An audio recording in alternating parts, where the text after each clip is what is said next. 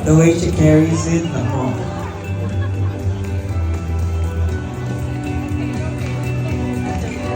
Ayan na si Mr. Ano. Nandito yan sa Si backstage. Ernie. Ernie Bernardo. Ah. Wow, grabe.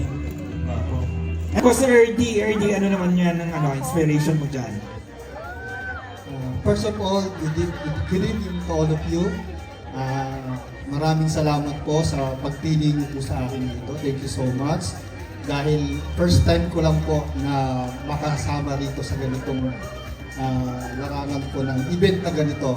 Maniwala po kayo sa hindi, first time ko lang po ito. So, ano po, inspiration ko po na meron po palang tao na hindi lang sa sarili mo ang magbibigay sa iyo ng lakas at inspirasyon. Kung hindi, ibang tao rin po ang magsasabi sa iyo.